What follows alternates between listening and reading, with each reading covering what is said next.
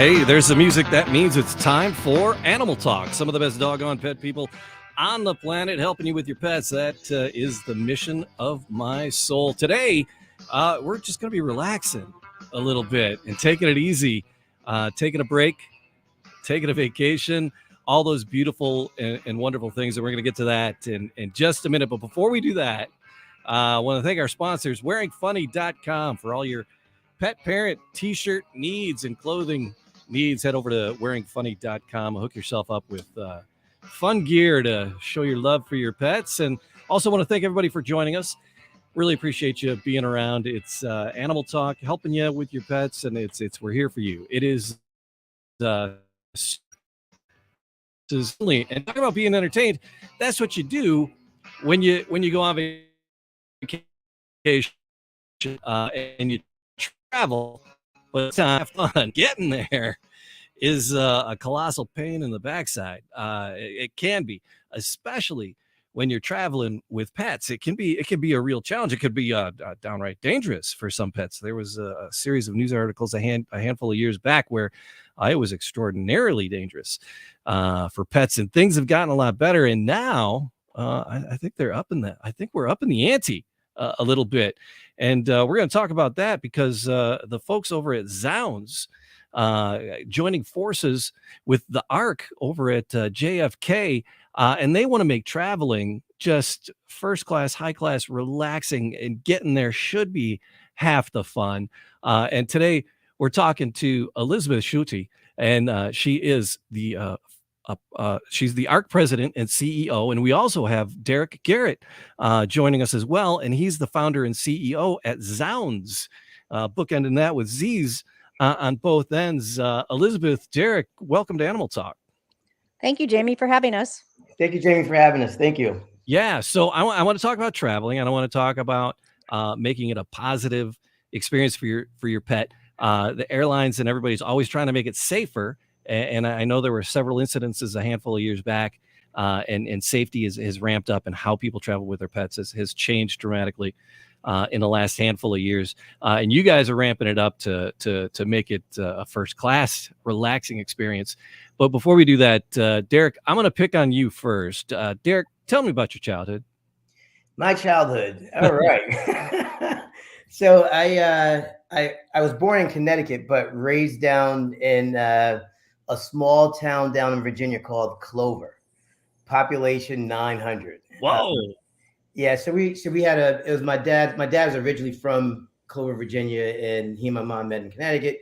Dream was to move back to Virginia and start have a farm and a restaurant. And so that's what he and my mom did when I was I think like 6 or 7 years old. So I grew up on a farm. We didn't live on the farm. The farm was a few miles away from our house. But anyway, we grew up on had a cattle farm. Grew up with dogs, cats, you name it, pigs, pet raccoons. No shortage of animals in the Garrett household. I love it. Elizabeth, what was your first pet? A dog. A dog? A dog? Dog. What was the dog's name? Muff. Muff? Yep. All right. So you are working, you're the CEO there at the ARC at JFK. So, but now this is an independent agency. You're leasing space at JFK. Correct. Okay. Yes, we lease a cargo building from the Port Authority of the New York and New Jersey. So how did the ARC come to be? Because we're going to get to Zoundz. Derrick, we're going to get back to you and Zoundz in just a second, because that's an integral part of the experience there at the ARC. So Elizabeth, what exactly is the ARC, and how did it come to be? Well, the ARC is an animal health reception and quarantine center. We're located directly on the airfield at JFK, so that means we have direct access to secure space at the airport. We can go directly to the planes and pick up animals, bring them back to our facility.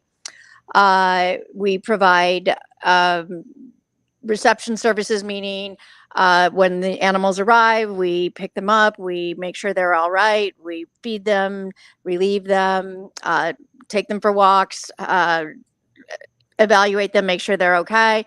We also provide quarantine services for horses as well as the CDC mandated quarantine for dogs. Okay. We work with a variety of businesses as well as retail customers, and also rescue organizations in importing pets and horses. And then we also do the export side as well. Came to be because the Port Authority determined that they needed to have a first class animal facility as part of their redevelopment plan. And they had put out an RF request for information, and the ARC's parent company, Racebrook Capital, answered that and was awarded the contract. So is the ARC geared more towards companion animals, or is it geared more towards livestock and horses and dogs in trade? Both, I would say. I would say the majority, 2/3 of our business, roughly, is the horses, and 1/3 is companion animals and smaller animals. However, in terms of numbers, I would say the companion animals win. And Pound in per terms pound. of, yeah, pound for pound, the smaller animals are a critical part of our business, and really are the more publicly aware part of the business that everyone is interested in. So because it says it's for the travelers as well. Correct. Are you really providing peace of mind for the pet parents there, that their animals are taken care of when they get off the plane before they can connect with them, or do you have services for the travelers as well? Absolutely. I would say that a big part of this, we're serving both the animals, animal welfare, making sure the animals are properly handled pre and post travel, but providing the owners or the handlers or the agents that are moving those animals a certain level of peace of mind that their animals are going to be handled properly and are going to end up in the right place is a huge part of our business. How long has the ARC been operating? Since 2017 you've been rolling? 2017, 6 years, exactly. Yeah. Okay. So you picked a pretty interesting time to get rolling. We launched, we branched off from another podcast studios from Podcast Detroit, and we branched off in 2017 doing this podcast, Your Voice, where I host a couple of my shows and a few others. And it was right around 2017. And then the world, I understand, kicking off a business and the world getting weird. But in your case, the quarantines really got exaggerated, and how did you handle that? Did you have to like quarantine dogs longer during the pandemic? Well, we're not out of it. No, no. Really, the biggest change that has occurred since we've been open is the Center for Disease Control implemented a program that just where they're testing and quarantine animals, particularly from high-risk rabies countries. And that occurred because there were a number of animals, dogs in particular, dogs imported, that had rabies, and the dogs bit people, and there was a tremendous amount of resources put into tracing back where those dogs came from. And CDC determined that it was necessary to incorporate a true quarantine program for certain dogs. And so that has just happened in the last couple of years. In terms of the pandemic, I would say that we actually benefited from the pandemic in that we stayed open.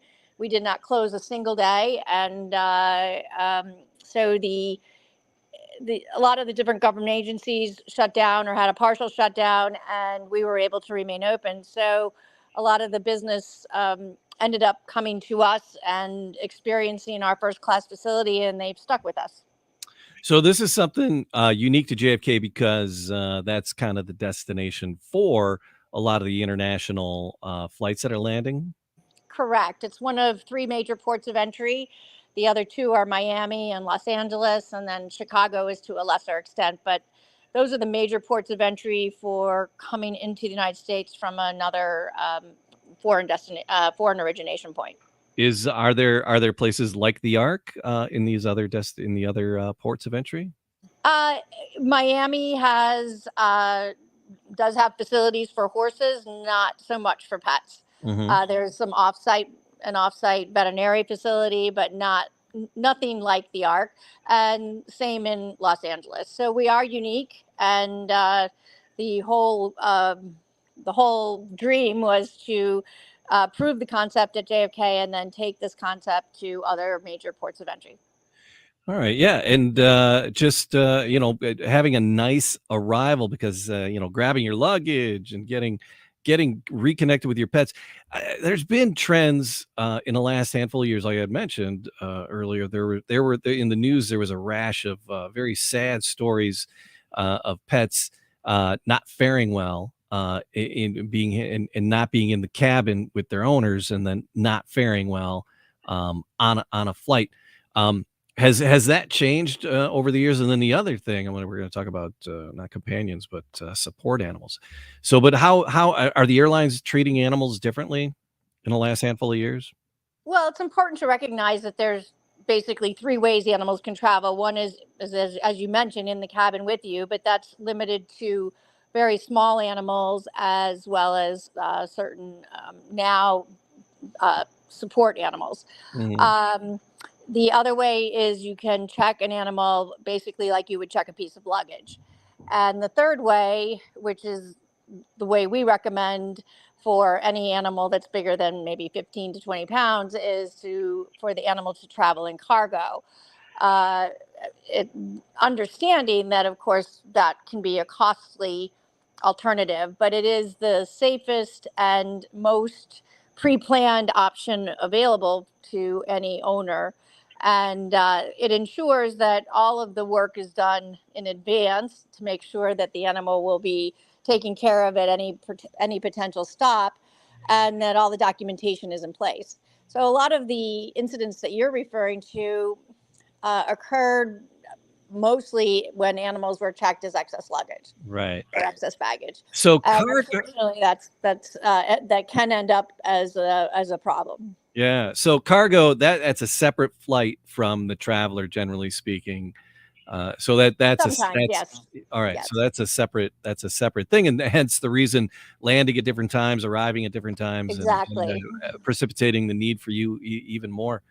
And so there's been a change with the companion animals, and not companion animals, but the emotional support.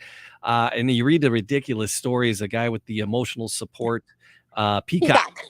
Exactly. It's like, it's I got my cat. I'm a cat guy. I love dogs. I love cats, but I'm a cat guy. And I got my cat Percy, and I call him my emotional support cat. And I just yeah, I've taken him to school with me. And just it doesn't calm things down, though. When I bring him, the kids go crazy for the cat. So it doesn't really calm things down much at all, but it makes me happy, and he gets mad at me. But yeah, so people traveling with these emotional support animals, it just I think that's it made everything a little bit weird with traveling with pets, I believe. Yeah, yes, I would.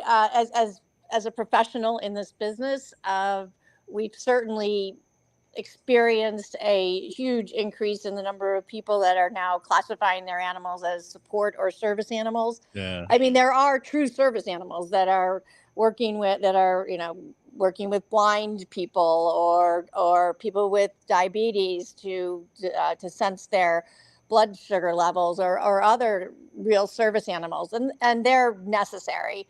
Um, Unfortunately, there's a lot of people who are probably fudging the rules. I hate to say it. Yeah. And really, there's no way to stop it because of the way the laws are written. So the most recent change was the FAA put into place a standardized form, and they eliminated the pure emotional support animal category, and now there is simply the service animal category. But that's why you see so many animals traveling in cabin with their little service animal vests. Yeah. Uh, but the appropriate way would be for a smaller animal, would be to pay the $120 or $100 extra fee and put the animal in a container that's under the seat in front of you. Yeah. Um, or go with the cargo option. So yeah, I don't begrudge anybody their service dog, but again, some people do bend the rules. So Beth, how once you get these animals here, they're separated, and especially the ones that are more companion pets, companion animals. How do you soothe the savage beasts once they arrive and they're waiting for their parents to come and pick them up?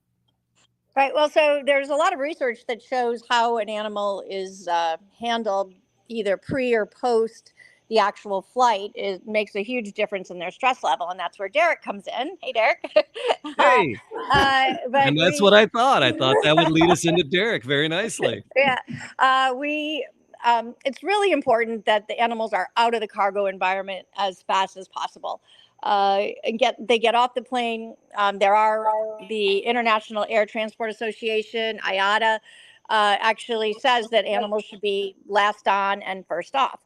That doesn't always happen, but they're supposed to be coming off the cargo as fast as possible. With our status at the airport, we're able to go directly to the aircraft, pick up the animal directly from the aircraft. If that's an option. Sometimes it can be more difficult if they've palletized or placed a number of animals on the same pallet and covered them all together, so it's a little bit more difficult. But we are able to get those animals faster than anybody else is, and we bring them in our vans, which is a temperature controlled van, directly back to our facility. And that's Derrick and I were connected by a mutual acquaintance who has worked with both of us, and she thought it was a match made in heaven, and it has been. All right, so Derrick, yeah, go ahead. What Derrick has done, and I'll let him speak for himself with his Zoundz, is to provide scientifically based music that soothes animals, and so we play that music in our vans and in our facility. But I will kick it back to Derrick for further explanation.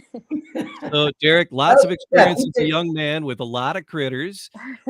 So how long has Zoundz been around? What was the precipice and what was the foundation of Zoundz? So back I'd say like 3 years ago, a veterinarian friend of mine / neighbor just one evening was sharing how it's becoming more and more difficult to be able to examine both cats and dogs in a veterinarian examination environment. And he was saying how the pet parents, was kind of blaming the vets and the vet tech, saying, "Hey, my dog is fine at home. My cat's okay at home. It's got to be you." And so that really, I immediately thought about, my passion for animals, music, and entrepreneurship. And not to mention, I have another business, Roundhouse Multimedia, where we provide music architecture for hotels and resorts. And I do understand through that business how music can, in fact, affect human behavior in many different ways. So with that being said, I immediately, after that conversation, I dove into, online and said, "Hey, I'm not going to try to reinvent the wheel. Let me see if there's any studies out there that shows how music can actually have a common effect on both dogs and cats." And sure enough, I found 3 or 4 peer-reviewed studies that showed there are specific parameters within music, such as chord progression, tempo, the key that the song's actually written in, that could actually have a common effect on both cats and dogs. However, the music for cats, and it couldn't be more opposite, for dogs. And so, Cats, there's a lot of scratching in it. I'm sorry. Actually, I'm sorry. Yeah, I love it. Had to go there. But the cats actually, they gravitate more to, I would say, like a digital sound, like very high frequency digital sounds, where, for dogs, it's more in the the warmer piano sound, lower register type of area in terms of how the dogs are affected in a common way. But definitely you should not play the cat music for the dogs. Oh, all right. Right Yeah. on. That's interesting. So Beth's gonna have to keep them separated there, and have the puppy music on one end, the kitty cat music on the other. And then, so does the dog music work well for like the horses and the sloths and the goats and everything else that's coming through?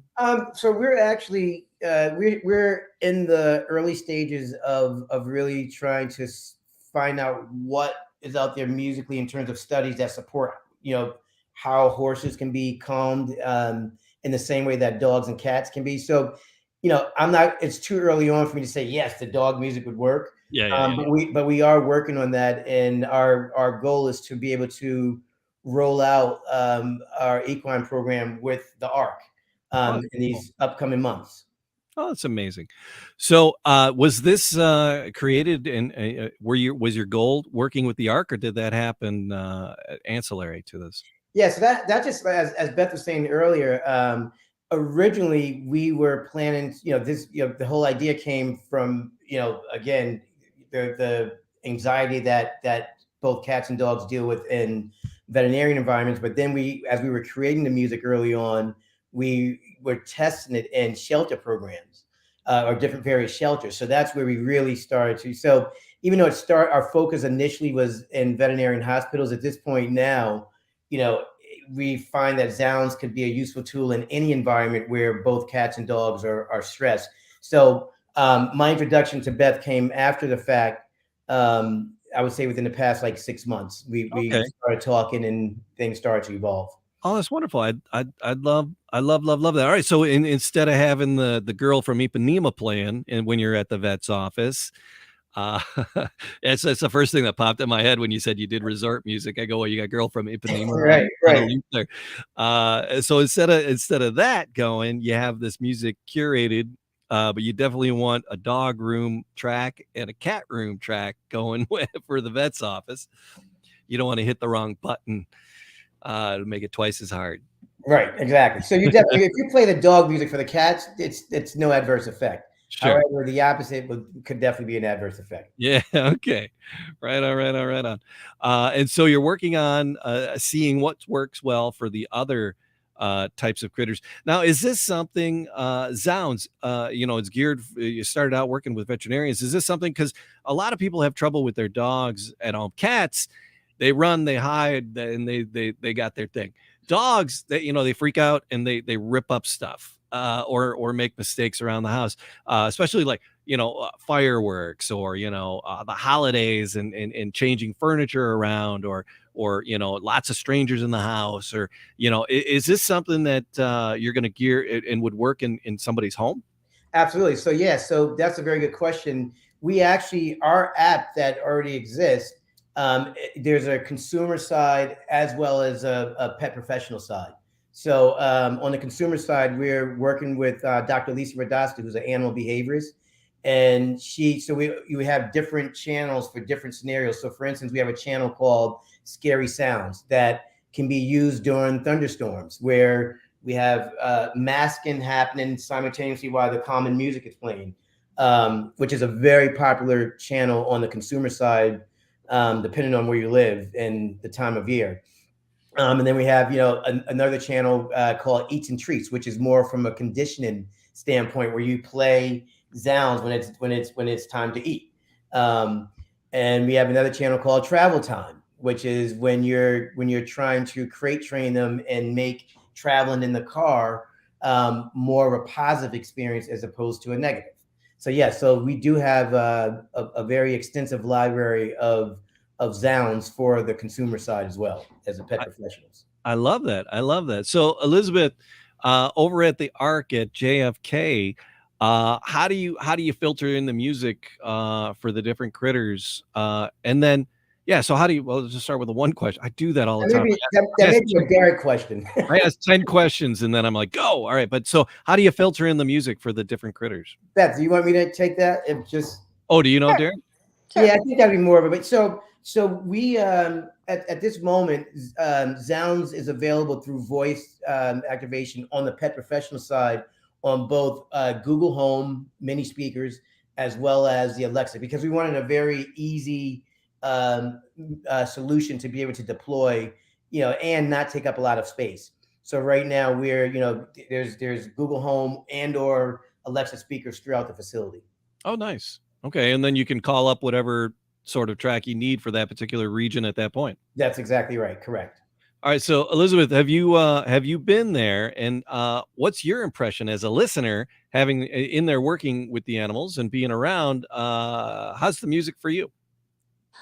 Well, it's very pleasant music. It's not at all jarring or anything. The animals genuinely seem to calm down when we play the music. Like I said, we do play it in our van. So if we're picking up dogs or dogs and cats, we play the dog music, which, as Derek says, doesn't seem to adversely affect the cats, but not the other way around. Yeah, yeah. And we do see more, I would say the majority of animals that we see are dogs. We do get a fair number of cats, but it's mostly dogs.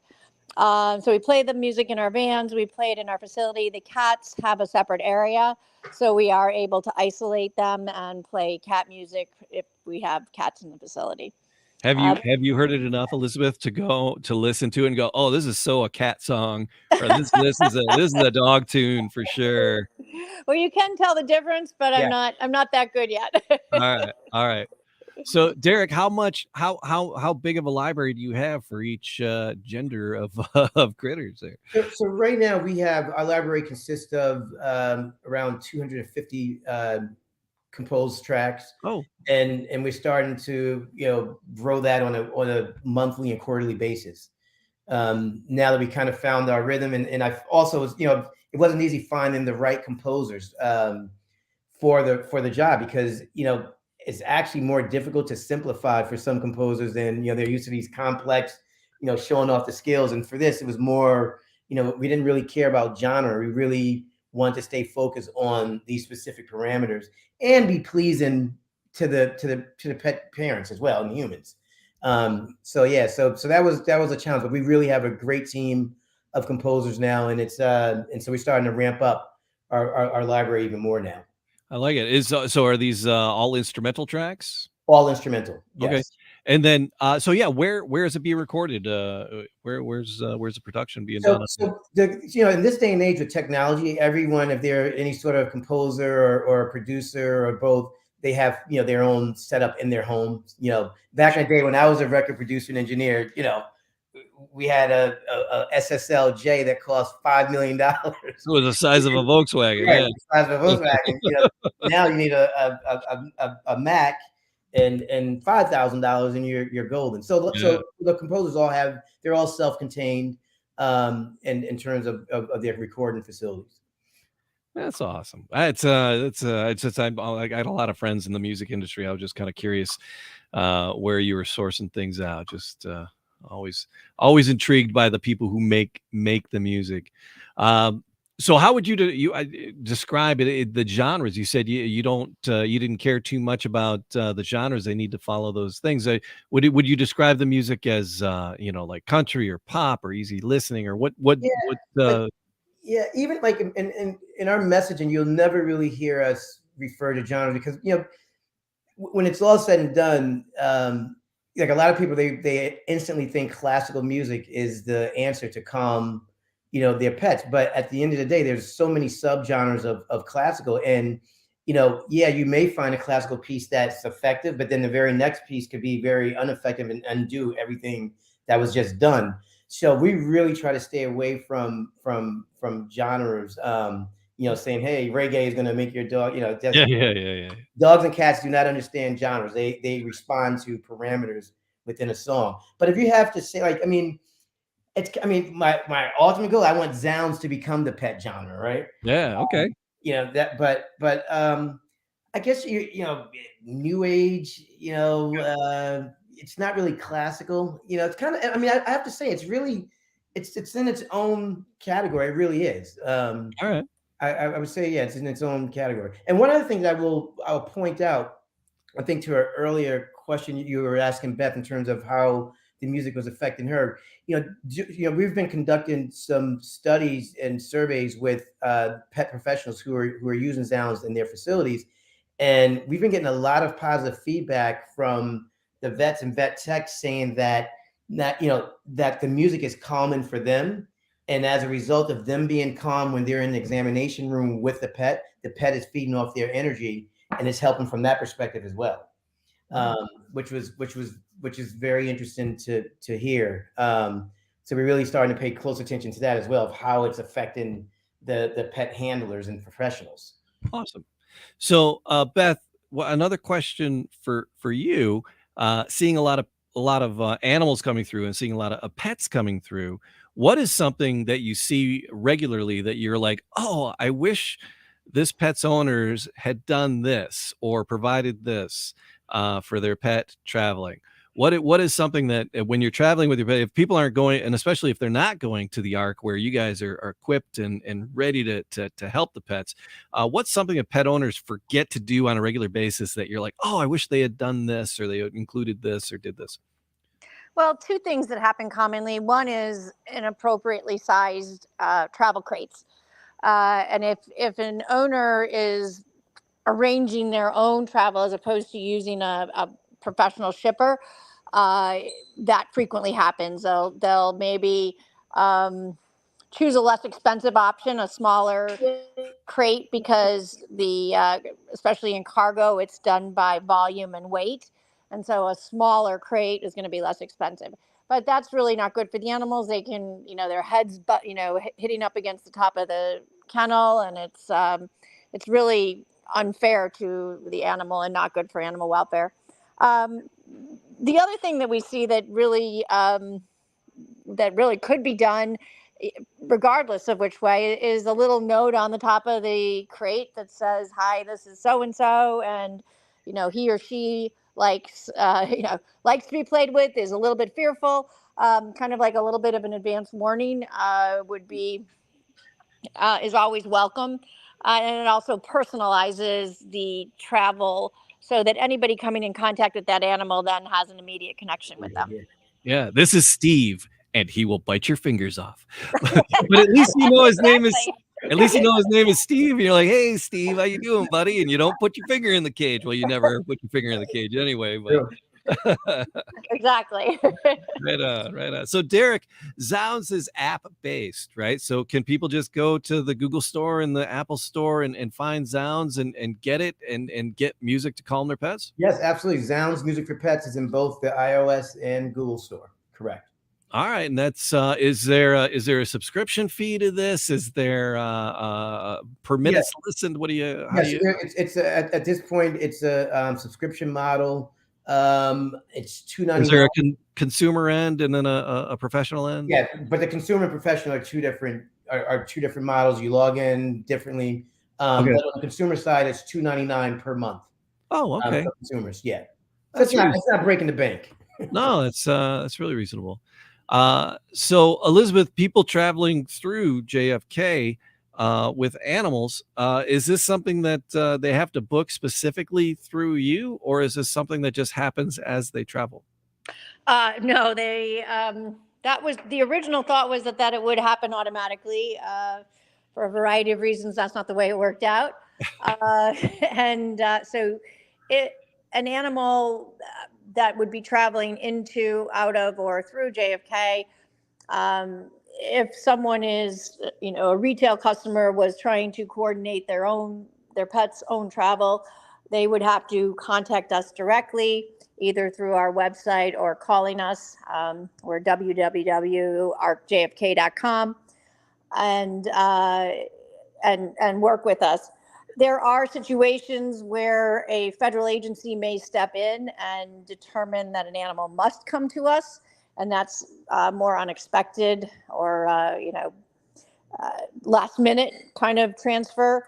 Or the other situation that can happen is maybe there's a problem with the airline, or the cargo facility is closed, and in that case, the different handlers that are working for the airlines at the airport will bring animals to us directly for animal welfare reasons. So the U.S. Department of Agriculture requires that animals are handled in a certain way, and anybody that is transporting animals in any fashion, either by air or on the ground as ground handlers, would have to adhere to the U.S. Department of Agriculture Animal Welfare Act, which requires that animals are taken care of within 4 hours or less from the time of travel. Okay, right on. So that's arcjfk.com. And then Zoundz is Zoundz, Z on both ends, for pets, Zoundz for Pets. Music for Pets. What? Oh yeah, zoundsforpets.com, and then or Zoundz Music for Pets, either or. Zoundz Music. And what are people going to find when they get to? Are they going to find samples of the music to listen to? And you know, at this point, and that's a good question. We're adding that to our website because we're revamping the website. Yeah. It's not available yet, but we are going to be adding that to our website as we revamp it. Because that'd be my first question, my friend. What the hell does it sound like? And I'd be like, I'd want to click on it and hear what it sounds like. It's like there's a trial. If you download the app, it's an actual trial, so you can test it on the actual app. Okay. So there's a I think it's like a 3-day trial. Perfect. On the app. So yes, you can check it out there. So and then so the app's available, the Google Store and the Apple Store.